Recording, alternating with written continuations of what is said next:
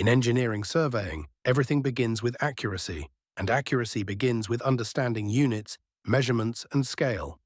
These are the foundation of all surveying work, whether you are measuring land, designing structures, or creating maps. Units are standardized quantities used to express physical measurements. In surveying, we commonly use the International System of Units, also known as SI units.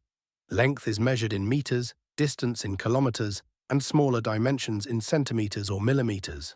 These units ensure consistency so that measurements taken by different surveyors at different times can still be understood and compared without confusion. Measurement is the process of determining the size, length, or angle of something. In surveying, measurements are broadly divided into linear and angular measurements. Linear measurements deal with distance.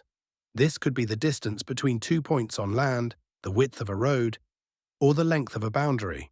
These distances can be measured using tools such as chains, tapes, or more advanced electronic instruments. Angular measurements, on the other hand, deal with the measurement of angles between lines. These are essential for determining directions and positions. Angles can be measured in degrees, minutes, and seconds. Surveyors use instruments like compasses, theodolites, and total stations to measure these angles with high precision. Without angular measurements, it would be impossible to accurately map land or determine the exact position of features. Now, when we move from the real world to paper or digital maps, we use the concept of scale. Scale represents the relationship between a distance on a drawing and the corresponding distance on the ground. Since it is not practical to draw real-world distances in their actual size, scale helps us reduce large distances into manageable sizes while maintaining proportional accuracy. There are different types of scales used in surveying.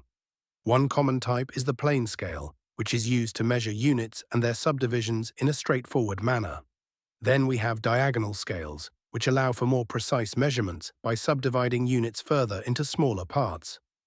Another type is the vernier scale, which provides very fine accuracy and is often used in precision instruments. Among all these, an important concept is the representative fraction, commonly known as RF.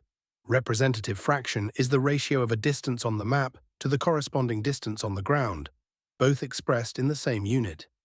For example, if a map has an RF of 1/1000, it means 1 unit on the map represents 1000 units on the ground.